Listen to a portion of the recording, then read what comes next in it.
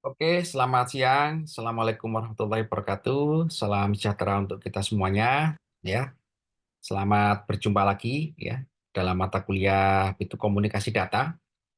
Ini sudah hadir ya kan beberapa mahasiswa ya. Ada Arwani, ada Azmi, ada Jackie, ada Jovita, ada Yosef, ada Adam, ada Dema, ada Muhammad Ivan, Anggereyani, ya. Yakub, Sulfi, ada Muhammad Aprianto. Ya, Mas, saudara-saudara, sehat semuanya ya. Sehat, Alhamdulillah Pak. Pak, sehat Pak. Alhamdulillah sehat. Alhamdulillah sehat. Syukur semuanya sehat ya. Kalau gimana Lebaran, semuanya berjalan lancar? Semuanya? Lancar Pak. Ya, syukur. Alhamdulillah. Ya. Saudara-saudara, ini perlu kita itu perlu saya itu rewind sedikit ya. Itu karena 2 minggu yang lalu kita banyak sekali gangguan ya, sehingga itu mata kuliah kita Vikonnya sempat terhambat ya. Maka Vikon ini insya Allah minggu depan saya adakan lagi ya. Vicon ini kalau Anda saya adakan di hari aktif, sore atau malam atau pagi, menurut Anda gimana? Halo, Bagaimana Pak infonya Pak? kalau Vicon saya adakan di hari aktif, Senin sampai hari Jumat, hari apa itu? Jam berapa kira-kira Anda bisa? Kalau jamnya, kalau saya pribadi Pak, jam-jam 8 malam itu bisa Pak. Jam 8 malam ya? Oke. Iya. Ya, Kalau saya enggak tahu ya, teman-teman Pak. jam 8 malam. Ya, oke. Nggak apa-apa ya, yang nggak bisa hadir nanti bisa Vicon, bisa menyimak dokumentasinya. Ini kan sedih rekam, ya. Ya, oke, insya Allah saya selenggarakan minggu depan hari aktif jam 8 malam. Kalau misalkan Sabtu, Anda semuanya family time ya. Saudara-saudara, mari kita lanjutkan bahasan kita ya dan juga perkembangan tentang Universitas Berasia ya. Jadi ini alhamdulillah Universitas Berasia di prodi informatika atau juga sistem informasi ya telah menghasilkan lulusan yang pertama ya.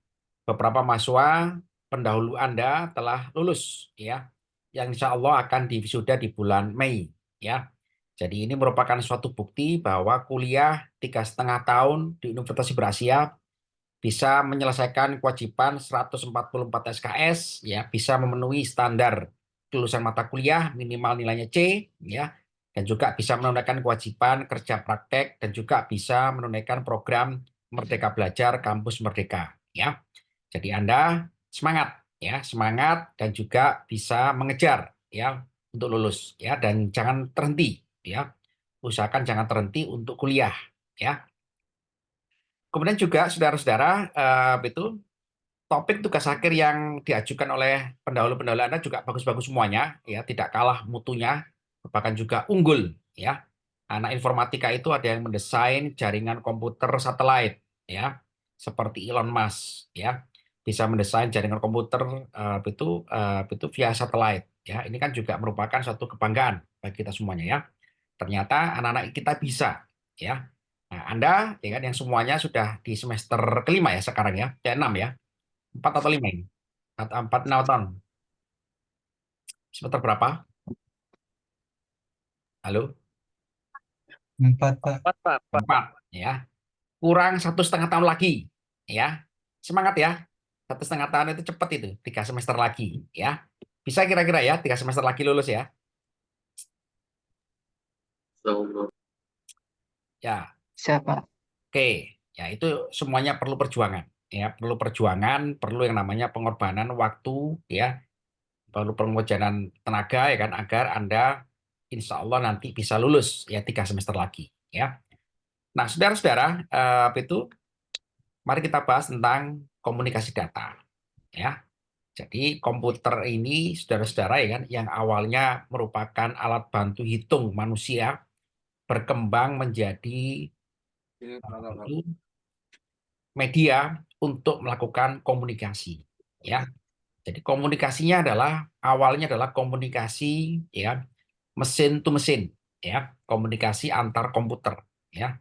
Nah, kenapa komputer itu bisa berkomunikasi ya, saudara-saudara? Karena berkomunikasi dalam arti bisa mentransmisi atau juga bisa bertukar data, melakukan penukaran data ya. Karena komunikasi itu memiliki keunggulan yang namanya protokol ya.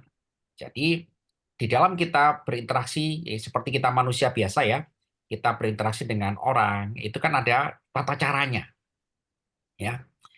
Ada tata cara komunikasi yang diseragam, yang diformulasikan menjadi protokol communication ya. Protokol communication inilah ya kan salah satu keunggulan daripada perkembangan teknologi komunikasi digital awalnya ya, digital communication. Sehingga digital communication di dalam komputer itu kan bisa kita buat suatu algoritma yang namanya protokol ya, berisi set rules ya, peraturan-peraturan ya tentang bagaimana cara kita mengirimkan dan menerima data ya. Sehingga komunikasi itu bisa berinteraksi satu sama lain ya, bisa terhubung dalam satu jaringan satu sama lain ya. Dan komputer kan saat ini gitu kan sudah terhubung secara global ya. Seperti kita ketahui saudara-saudara kan zaman sekarang ya kan komputer itu nggak ada yang stand alone ya. Zaman saya dulu menggunakan komputer tahun 90-an ya kan itu komputernya ya kan itu operating sistemnya masih belum terhubung dengan jaringan. Kalau zaman sekarang saudara-saudara semua komputer ini sudah terhubung dengan jaringan ya. Relatif tidak ada komputer yang sendiri ya.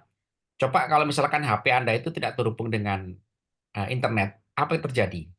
Ya, Anda merasa kesepian, ya. Anda merasa seperti sendiri, ya.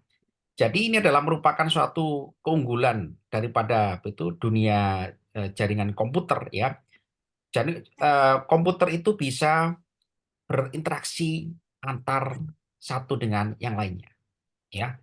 Nah, bagaimana cara komputer itu berkomunikasi? Nah, inilah ada yang namanya mata kuliah Data Communication and Networks, ya. Jadi itu ini sangat penting bagi kita di orang ilmu komputer ya untuk mendalami dan mempelajari bagaimana cara kerja komputer itu berkomunikasi ya.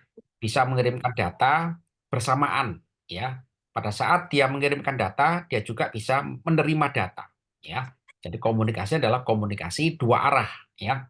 Komunikasi dua arah, komunikasi timbal balik ya yang itu ya kan bisa membentuk suatu platform atau environment yang namanya adalah jaringan komputer, jaringan internet, sehingga kita bisa terhubung secara global dimanapun kita berada. Ya.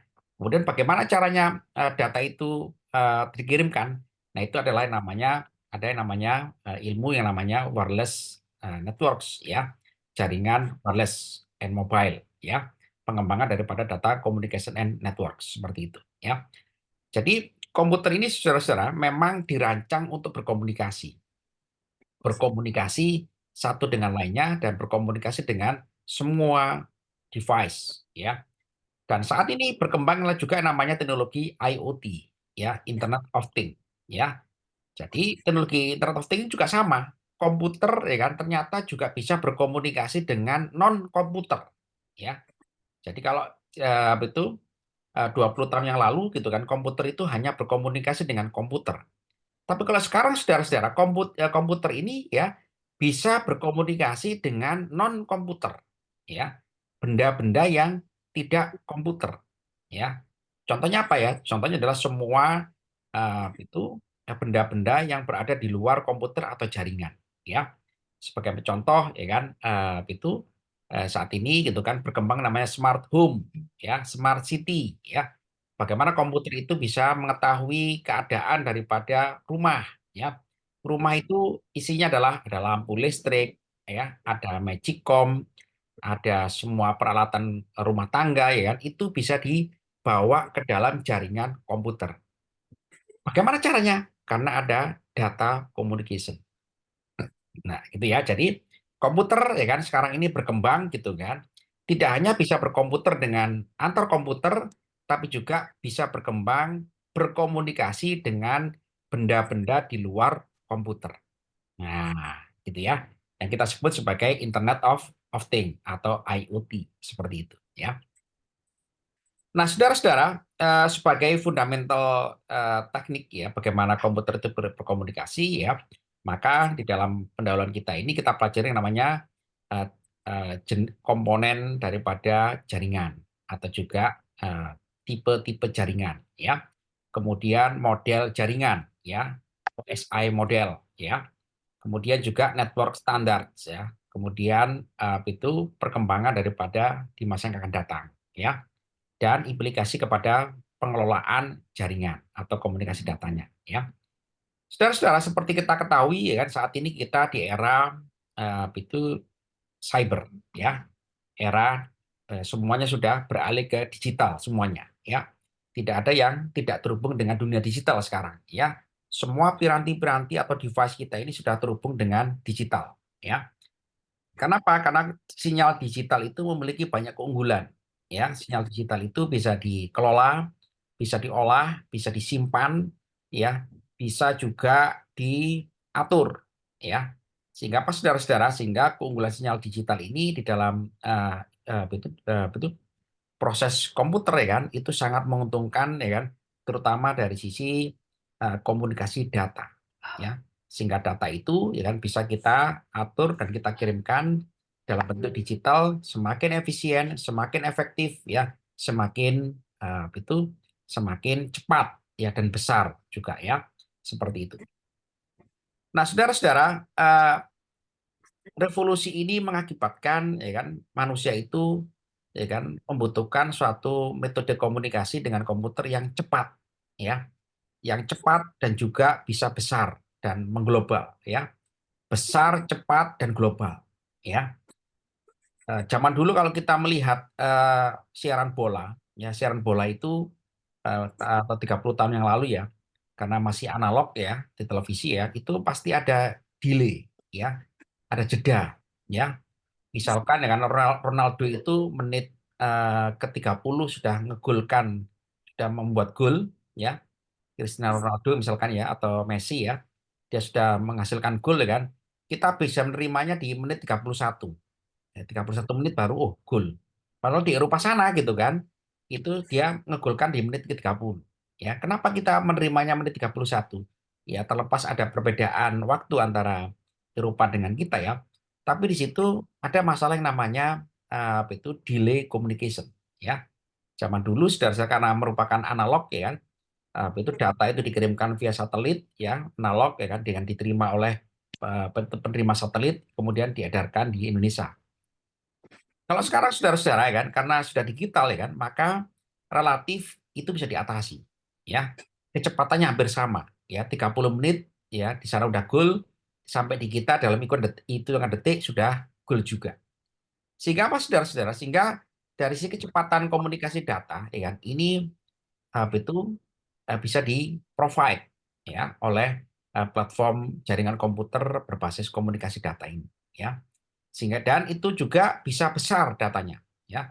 Zaman dulu kalau kita menonton televisi, saudara-saudara, siaran bola, ya, secara live, ya, live streaming gitu, ya, itu data itu jadi satu. Kita tidak bisa menyebutnya data multimedia karena datanya jadi satu. Audio, video, teks, image jadi satu, ya. Kalau zaman sekarang, saudara-saudara, sudah digital, itu udah menjadi satu kanal, ya, menjadi kanal sendiri, ya, kanal saluran sendiri, ya, atau saluran transmisi yang terkanalisasi, ya. Ada yang khusus untuk video, ada yang khusus untuk audio, ada yang untuk teks atau data, ada yang untuk gambar. Sehingga apa, saudara-saudara? Pengiriman data atau juga penerimaan data itu bisa dikelola lebih efisien. Kalau zaman dulu analog, ya kan, dari kameranya itu penyiar bola gitu, ya, ngerekam langsung dikirimkan ke satelit, ya. Itu data itu besar sekali karena nggak ada ukurannya, karena masih analog, ya, sangat besar sekali. Kalau zaman sekarang, saudara, ya, lebih efisien, ya, lebih ringkas, ya, lebih berkualitas, ya kan, karena data-datanya tadi itu diolah lebih dulu, diolah lebih cepat, dengan sangat cepat, ya kan, dikirimkan dengan metode jaringan komputer, ya, sehingga kita bisa menerimanya dengan berkualitas tinggi, ya. Nah, itu salah satu contoh, saudara-saudara, bagaimana revolusi di dalam era informasi ini, ya kan, mengakibatkan kebutuhan manusia untuk komunikasi yang lebih cepat, besar, dan mengglobal itu dapat dipenuhi, ya. Itulah itu background-nya, ya. Nah, ini adalah salah satu contoh ya bagaimana perkembangan dunia jaringan komputer ya, atau di mana ini adalah ditopang oleh secara teknikal adalah komunikasi data ya. Jadi dunia komputer ini juga memanfaatkan kemajuan dunia telekomunikasi. Dunia telekomunikasi memanfaatkan kemajuan ilmu elektronika ya. Karena di dalam ilmu elektronika itu ya kan berkembang yang namanya device-device yang menjadi instrumental ya pemanfaatan daripada itu teknologi untuk digunakan sebagai manfaatan teknologi komputer juga ya. Sebagai contoh gitu kan, dunia elektronika itu ya kan, berkembang yang namanya dulu ya kan, berkembang namanya instrumen atau device pengolah sinyal, yakni transistor. Ya, transistor itu adalah sebagai pengolah sinyal, cara kerjanya adalah seperti saklar, on off. Ya, jadi kalau Anda saat ini punya itu microprosesor di laptop Anda masing-masing, ya, atau di device Anda masing-masing, microprosesor itu isinya apa? Microprosesor itu isinya adalah transistor. Transistornya seperti apa? Transistornya adalah dalam bentuk teknologi semiconductor. Ya, bagaimana cara kerja transistor ini di dalam bahan semikonduktor? Dia adalah seperti saklar, on off, ya, on off, on off, on off. Ya, karena dia menghantarkan sinyal digital. Sehingga kalau kita lihat flashback ya kan, betul 2 abad yang lalu, saudara-saudara, ya kan, bagaimana teknologi transistor itu ya dikembangkan ya kan, itu adalah berawal dari teknologi telekomunikasi ya, telegraf ya, orang mengirimkan informasi melalui sinyal gelombang radio ya, itu short wave ya, gelombang radio pendek ya, gelombang radio itu yang kecil ya, yang tidak seperti sekarang ini ya. Itu bentuknya adalah sandi Morse ya, sandi Morse gitu kan, titik panjang ya, itu menjadi kodifikasi bagi itu untuk mengirimkan data atau informasi. Nah, untuk bisa mengirimkan sinyal seperti ini, saudara-saudara, akhirnya dibutuhkan yang namanya sinyal pengolah sinyal elektronik, yaitu yang dinamakan sebagai transistor. Ya, transistor inilah fundamental daripada perkembangan dunia elektronika, dunia telekomunikasi, hingga kita manfaatkan di era microprosesor yang sudah sangat wah sekali saat ini. Ya. Nah, ini kalau kita lihat saudara-saudara, ya kan, jadi perkembangan daripada teknologi jaringan komunikasi data di dalam ilmu komputer kita itu adalah pada hakikatnya dibangun oleh kemajuan berbagai macam bidang ilmu. Ya, salah satunya adalah secara hardware adalah dikembangkan dari dunia telekomunikasi, ya, kemajuan dunia elektronika, gitu kan, sampai ditambahi oleh dunia kemajuan secara matematika, ya, itu algoritma dan seterusnya sampai sekarang ini, gitu kan, dunia kuantum komputer seperti itu, ya. Jadi kalau kita lihat saudara-saudara ya kan dari sisi data, tren data ya, kita pasti tahu bahwa orang itu berkomunikasi itu pasti adalah mengirimkan pesan ya, mengirimkan pesan. Tidak ada orang itu berkomunikasi tanpa pesan. Pasti ada ya. Even adalah termasuk juga orang itu adalah mengalami disabilitas ya. Dia mengirimkan pesan ya. Dia bisa membuat satu pesan itu diterima, dipahami untuk dilaksanakan ya, atau juga untuk diteruskan ya menjadi suatu aksi. Nah, saudara-saudara, bagaimana itu pesan tadi itu trennya berkembang ya, atau bisa kita katakan dalam bentuk data ya, bahwa yang berkembang daripada dunia telekomunikasi dari awal sampai kita ke saat ini dunia jaringan komputer ya, itu adalah ukuran datanya ya. Datanya itu semakin besar ya. Jadi kuantitas informasi yang dikirim atau data yang dikirimkan semakin besar ya. Yang dulu hanya sandi Morse ya, hanya dua jenis ya, titik sama sinyal panjang ya, titik sama sinyal panjang. Ada yang tahu sandi Morse ya, saudara-saudara ya? Anda tahu ya sandi Morse? Ada pernah belajar pramuka ini? Halo, halo. Iya Pak, pernah Pak. Ya pasti tahu lah sandi Morse ya. Ya. Ya. Jadi sinyal atau data dulu ya, itu komunikasinya pertama itu adalah sandi Morse ya, yang itu modulasikan ke dalam gelombang elektromagnetik short wave ya. bisa dikirimkan dari Eropa sana melewati Laut Atlantik ya sampai ke Amerika. Nah, ternyata yang dikirimkan adalah data. Ya, jadi komunikasi itu ya kan mengirimkan data.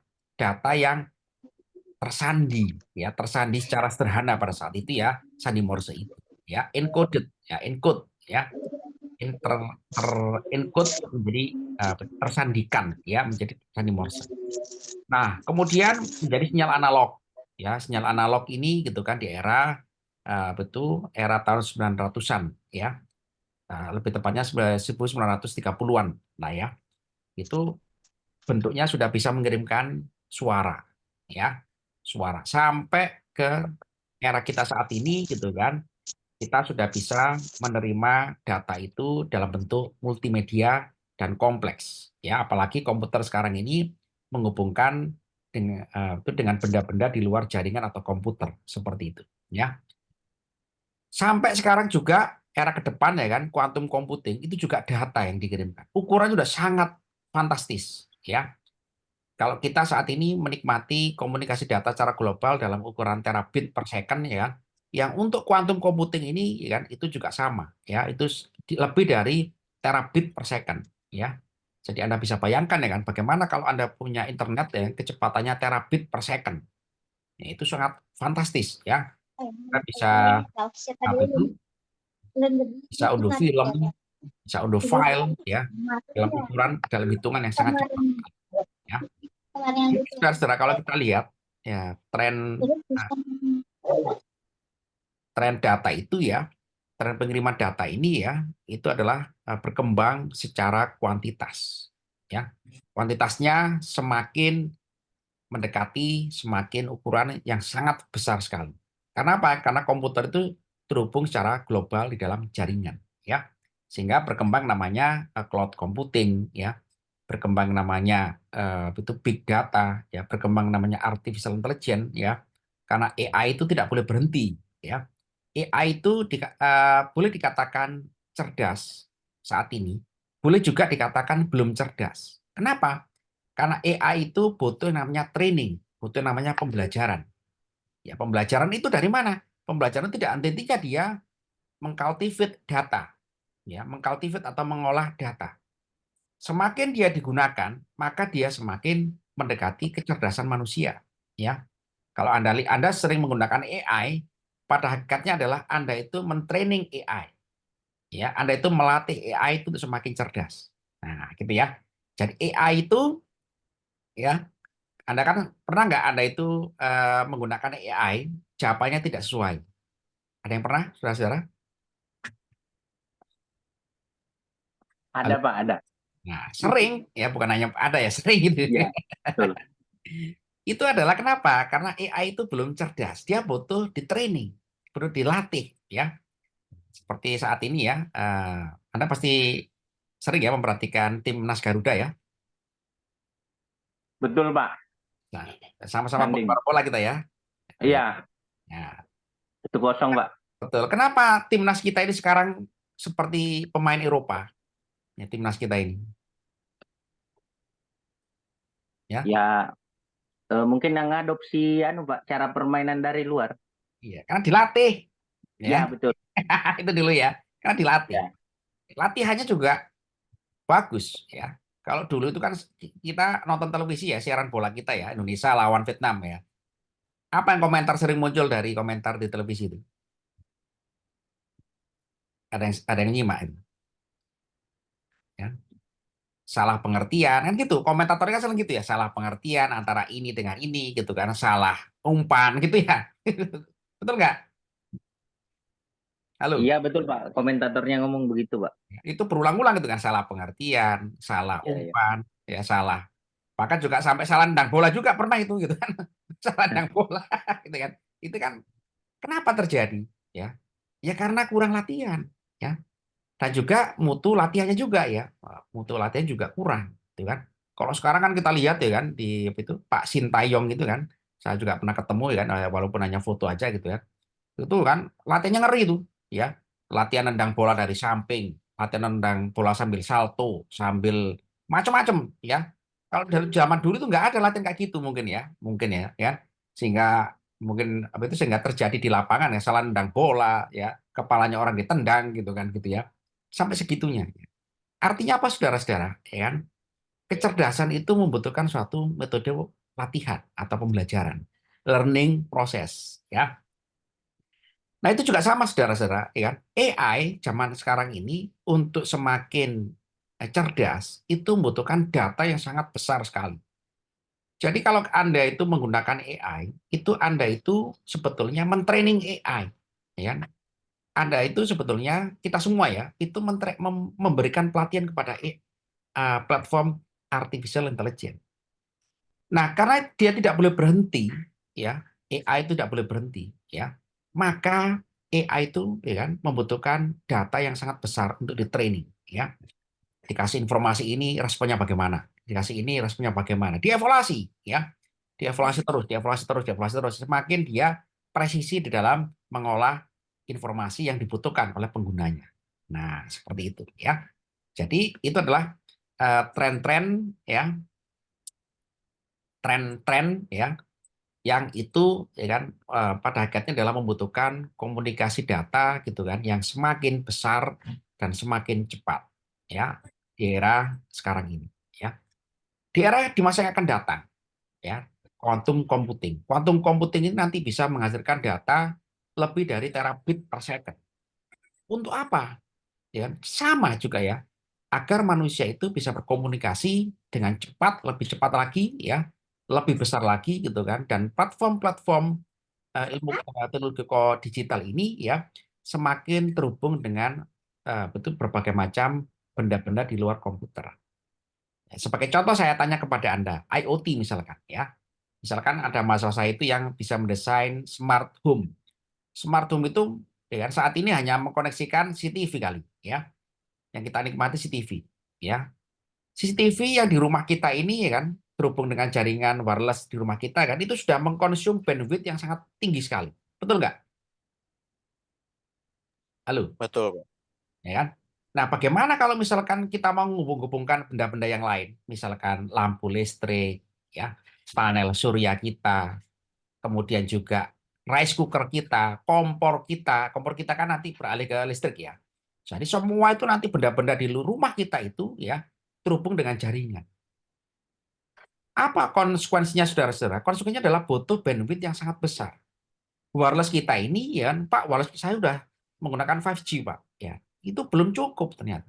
Karena semua benda-benda kita ini mulai dari yang di kamar mandi, di dapur, di kamar, di taman, di manapun ya, itu terhubung ke dalam jaringan. Nah, itu kan maka itu juga transmit dan receive data secara real time. Artinya apa? Itu juga butuh bandwidth yang sangat besar sekali.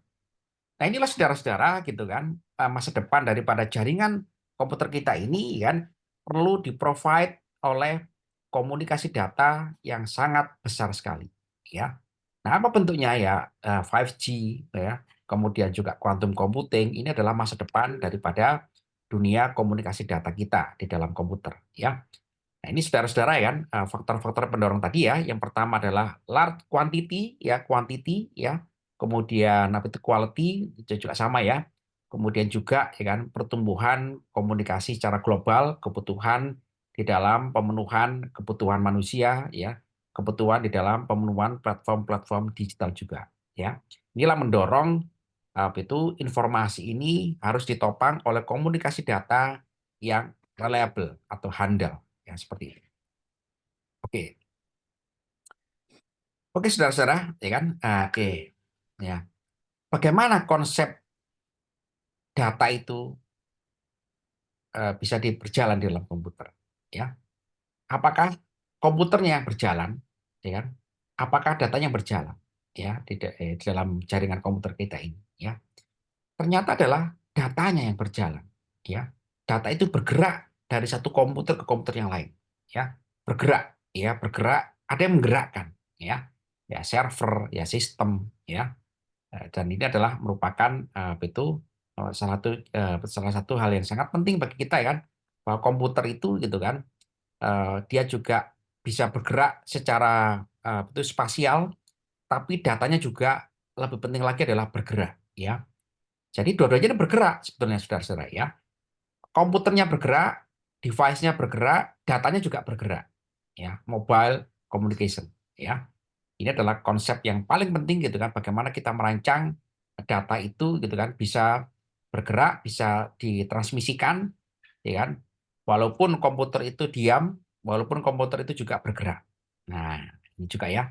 Ini sangat penting bagi kita memahami bahwa betul data itu ya kan, bergerak baik yang untuk device yang fixed station maupun juga yang mobile itu mobile terminal seperti itu ya. Kemudian saudara-saudara itu yang lebih penting lagi adalah bagaimana teknologi data ini gitu kan itu semakin dikembangkan ya. Teknologi data kita ini komunikasi dalam menggunakan teknologi digital.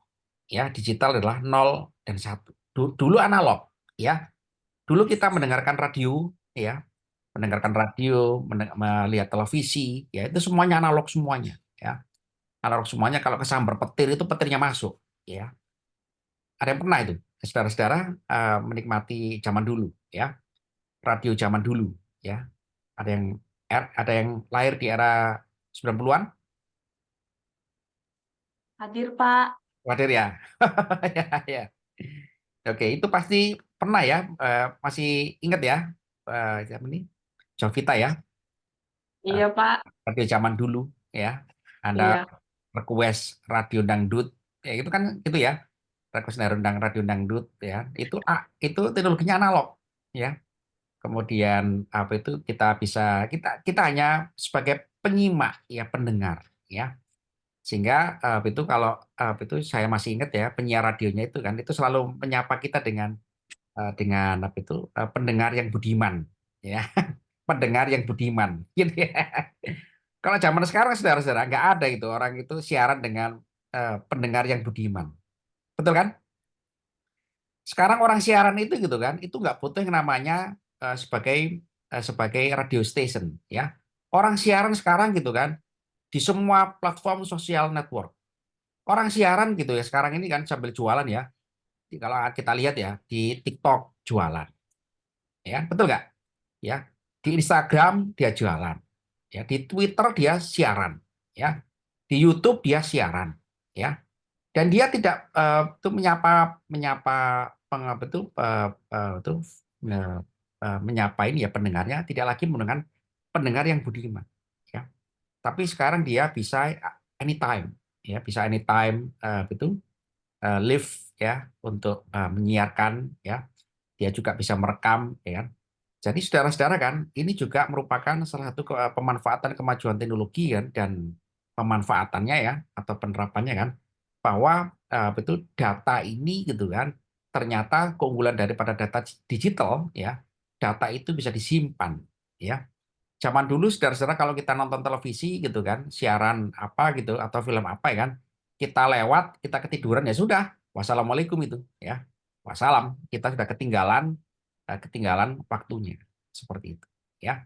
Jadi teknologi komunikasi data ini adalah merupakan pemanfaatan atau juga pengembangan bentuk komunikasi digital komunikasi ya atau digital teknologi. Karena digital teknologi bukan analog gitu kan, maka sinyal itu bisa diolah, bisa disimpan, ya bisa dianalisa, ya bisa dikembangkan baik secara kuantiti maupun juga secara quality seperti itu. Kemudian saudara-saudara, data itu di dalam komputer, ya kan, itu juga itu ada unsur berkembang namanya pengelolaan, ya. Pengelolaan gitu kan nomor satu adalah untuk layanan, ya. Data itu untuk apa? Ya, setelah bisa berkomunikasi antar komputer, what next? Ya, selanjutnya adalah layanan, ya. Layanannya adalah itu kan layanan untuk servis kepada penggunanya, ya termasuk kita semuanya ini, ya. Kemudian karena data ini gitu kan berjalan di dalam jaringan, maka unsur nomor satu adalah security, ya keamanannya, ya, kemudian desainnya, kemudian pengelolaannya itu menjadi kata kunci atau langkah-langkah selanjutnya, ya. Jadi dari data itu dari sekedar berkomunikasi antar komputer, ya data itu dan pengolahan dan pemanfaatannya, ya data itu berkembang menjadi menjadi pengelolaannya secara terstruktur ya, dari sisi security keamanan ya, dari sisi jaringan untuk layanan dan juga pengembangan ya, seperti itu ya. Nah, inilah saudara-saudara hal yang paling penting ya bagi kita ya kan, bahwasanya data itu ya kan sekarang adalah menjadi hal yang sangat fundamental gitu kan untuk terus dikelola di dalam komputer maupun juga jaringan komputer ya. Nah, ini saudara-saudara salah satu contoh bagaimana perkembangan komunikasi data ya dari sisi kemajuan apa itu telekomunikasi dari awal ya, dari pertama kali telepon ditemukan tahun 1876 ya. Kemudian sampai ke teknologi microwave ya via satelit ya. Sampai ke teknologi saat zaman dulu tuh saya juga masih menikmati ya teknologinya apa namanya itu pager, pager. Ada yang pernah guna apa itu masih melihat ya pager itu ya. Di sini ada yang pernah. Pernah, Masih, Pak. Pak. Iya, iya, iya. Itu komunikasi yang paling lucu pager itu ya. Ya. Ada kalau dulu Anda pernah menggunakan ya, kita harus telepon ke operator gitu kan ya. Masih ingat ya? Bu Jovita, telepon Iya, operator Pak. pager ya kan. Ya. Ada lagunya, Pak. Hah? Ada lagunya lagi, Pak.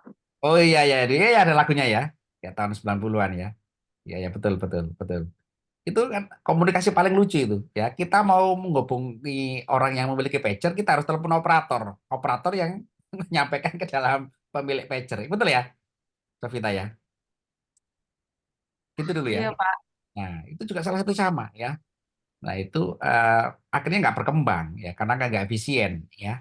Nggak efisien ya, nggak berkembang karena nggak efisien ya kan, dan kolaps akhirnya ya pager itu ya. Nah, saudara-saudara, dunia telekomunikasi ya, yang itu adalah bisnisnya adalah data ya, itu akhirnya menyatu dengan dunia jaringan komputer ya. Saat ini jaringan komputer ya kan itu sudah menyatu dengan jaringan telekomunikasi ya. Bentuknya adalah kita lihat sekarang ini adalah Starlink ya. Starlink ini ya merupakan proyeknya Elon Musk ya, yang berusaha untuk menghubungkan itu memberikan layanan internet ke seluruh dunia menggunakan teknologi satelit ya di daerah itu ketinggian daerah low Earth orbit atau LEO ya. Di daerah LEO ini ya itu akan dipasangi ya kan, satelit-satelit sebagai hub ya. Satelit-satelit sebagai hub, sebagai pemancar gitu kan. Terhubung satu sama lain ya secara fixed station gitu kan, sehingga dia bisa downlink coverage ke permukaan bumi. Nah, satelit ini udah masuk Indonesia ya dengan slogannya dia kan high speed internet ya. Jadi Starlink ini salah satu contoh saudara-saudara kan, ini adalah komunikasi data ya yang nanti bisa menggulung gitu kan, bisa merubah gitu kan landscape marketing daripada provider kita, baik nasional maupun regional ya. Bisa dibayangkan ya kan kalau Elon Musk itu dilanggan oleh ya, pengguna internet saat ini adalah 5 miliar. Ya, 5 miliar manusia itu menggunakan internet ya. Anda bisa bayangkan ya kan kalau 5 miliar itu semua berlanggan ke Elon Musk. Berapa itu keuntungannya? Ya. 5 miliar manusia di muka bumi ini berlanggan ke Elon Musk. Ya, satu bulan misalkan kita bayar Rp1.000 ya. 5 miliar ya manusia berlanggan satu bulan misalkan Rp1.000. Berarti satu bulan dia dapat 5 triliun. 5 triliun kali satu tahun, 60 triliun. Ya betul ya, 60 triliun. 60 triliun dari hanya jualan internet ke 5 miliar penggunanya. Nah, itu kan bisnis yang sangat besar sekali. Sehingga Elon Musk tadi itu kan melihat dengan potensi. Wah, ini potensi uang ini, ya. Potensi uang yang sangat luar biasa kalau saya berhasil membuat layanan jaringan internet gitu kan via satelit. Ya, sehingga dia memberikan slogan gitu kan high speed internet from the sky. Ya, seperti itu. Nah, ini juga kelanjutan daripada perkembangan daripada advanced communication technology ya, komunikasi data ya. Nah, inilah saudara-saudara kan apa itu tantangan kita ya kan di masa-masa sekarang dan di masa-masa akan datang kan itu juga kalau misalkan suatu saat nanti gitu ya teknologi kuantum komputer itu sudah ditemukan lebih murah ya, karena kuantum komputer sekarang ini sangat mahal ya, sangat mahal sekali gitu kan kuantum komputer ya, dan juga itu device-nya sangat kompleks ya untuk membuat satu itu prosesor prosesor kuantum ya, sangat mahal sehingga itu tidak mungkin ya kalau teknologi ini itu dijual secara murah ya. Tapi suatu saat nanti dengan inovasi, dengan riset ya, dengan penelitian gitu kan, device quantum computing yang saat ini sangat kompleks ya. Jadi betul kalau Anda pernah melihat quantum komputer ya, itu ukurannya dalam dimensi meter kali meter ya. 2 meter kali 3 meter ya. Ada juga yang lebih dari itu ya. Kan nggak mungkin kita menggunakan komputer ya kan ukuran 2 meter kali 3 meter ya sebagai quantum komputer, nggak mungkin. Akhirnya itu hanya digunakan untuk server, untuk penelitian ya, untuk R&D ya. Tapi dengan kemampuan perhitungan yang sangat fantastis ya. Jadi kalau saat ini Anda memiliki prosesor, Pak, saya sudah memiliki prosesor yang paling canggih, Pak, i9 ya. i9 Anda itu saudara-saudara kalau digunakan untuk menghitung algoritma yang kompleks ya, itu butuh waktu bertahun-tahun ya. Misalkan ya kan untuk memecahkan masalah algoritma genetik ya. Ya, genetik itu kan DNA, ya, DNA-nya manusia. Kalau itu disimulasikan dengan prosesor kita yang paling canggih saat ini pun gitu, itu butuh waktu bertahun-tahun, ya. Tapi dengan prosesor kuantum komputer ya kan, itu bisa diselesaikan dalam hitungan detik, ya. Kenapa? Nah, ya, kenapa bisa seperti itu? Nah, saya jelaskan dari sini, ya. Komunikasi data saudara-saudara yang awalnya dalam menggunakan sinyal analog ya kan, sinusoidal ya. Kalau Anda pernah melihat sinyal analog adalah sinyal sinusoidal ya. Sinyal sinusoidal ini tidak bisa diolah lebih modern ya. Dia tidak bisa disimpan ya, tapi kemudian beralih ke digital. Digital 0 dan 1. 0 dan 1 ini yang kita gunakan saat ini gitu ya. Itu ternyata tidak cukup ya untuk menyelesaikan permasalahan-permasalahan yang kompleks ya yang dihadapi oleh betul dunia riset ya. Pak, betul sinyal digital 01 kita sudah sangat canggih, Pak. Ya, sangat canggih. Tapi masih memiliki kelemahan ya. Kelemahan misalkan ya kan digunakan untuk sinyal-sinyal digital ini ya digunakan untuk betul algoritma yang kompleks misalkan untuk peramalan cuaca. Nah, itu belum bisa. Ya, akurat ya. Sudah bisa tapi belum akurat ya. Anda kalau melihat ramalan cuaca kan pasti tidak akurat ya. Kadang hujan, kadang tidak hujan gitu kan. Kalaupun hujan berapa waktunya gitu kan. Itu masih belum akurat ya. Kemudian Pak ada teknologi paralel computing Pak ya, prosesor yang diparalelkan. Ya, itu juga belum akurat untuk menyelesaikan masalah-masalah seperti ini. Kenapa? Karena masalah-masalah seperti ini adalah bersifat masalah yang probabilistik ya, tidak deterministik ya. Probabilistik ya, stokastik ya, sehingga sinyal-sinyal seperti ini ya mohon maaf ya, masalah-masalah seperti ini gitu kan diselesaikan dengan algoritma yang paling canggih menggunakan pengolahan sinyal digital tidak bisa. Ya, butuh waktu yang sangat lama. Bisa tapi butuh waktu yang sangat lama sekali. Ya kan, bertahun-tahun. Ya, akhirnya apa? Nah, ini harus dirubah. Sinyal digitalnya harus dirubah. Sinyal digital ini harus dirubah menjadi quantum bit, qubit ya. Jadi masa depan sinyal digital kita ini saudara-saudara, masa depan ilmu komunikasi data ini beralih dari sinyal digital ke pengolahan quantum bit, qubit. Ya, semoga nanti bisa kita bahas ya di akhir mata kuliah kita ya. Bisa kita bahas ya kan. Sehingga sinyal-sinyal kita sinyal-sinyal yang nanti berjalan di komputer kita itu bukan sinyal lagi sinyal digital, tapi quantum bit ya, qubit namanya ya, yang bentuknya adalah bukan lagi sinyal high and low ya, 1 dan 0, tapi quantum bit ya. Bagaimana bentuknya nanti kita tunjukkan ya di akhir mata kuliah kita ini ya, kita bahas ya, karena itu adalah perkembangan teknologi yang harus kita update ya, bahwa sinyal digital kita ini saudara-saudara ya 20 tahun lagi insya Allah bertransisi dari sinyal digital ke kuantum bit. Nah, ya, karena prosesor kuantum ini belum dimungkinkan diproduksi secara komersial, ya, karena sangat mahal sekali, ya, sangat besar sekali, gitu ya. Ya, kalau Anda coba Anda cari di IBM ya, websitenya IBM gitu kan, Anda lihat ya, bentuknya quantum computer. Itu satu ruangan, ya. Seperti komputer zaman dulu, komputer analog zaman dulu kan, itu juga satu ruangan besar sekali, ya. Nah, saudara-saudara, itu, halo, ini ada Iya, Pak. respon ya dari Iya, lanjut, Pak. Pak Erdi, ya. Ya, silakan dalam perjalanan Pak Erdi ya. Selamat sampai tujuan ya, Pak Erdi Al-Kausar. Anton Wahyu, ya oke, sinyal analog lemah akan perubahan cuaca. Ya, betul sekali ya. Oke, lemah dalam arti sinyalnya sulit untuk diolah, ya, sulit untuk diolah untuk diproses ya. Karena kelebihan sinyal digital itu adalah bisa diolah, proses, bisa disimpan ya. Kalau analog tidak bisa ya, disimpan. Ya, disimpan bisa menggunakan zaman dulu kalau kita menggunakan ini ya, pita kaset. Nah, kaset elektromagnetik ya, seperti itu. Saudara-saudara, itu. Nah, ini saya baru menerangkan apa itu ini ya, apa itu latar belakang ya, udah 1 jam ini, udah 40 menit ya. Saudara-saudara, itu minggu depan kita lanjutkan bisa ya, minggu depan. Halo. Bisa, Pak. Bisa, Ya. Pak.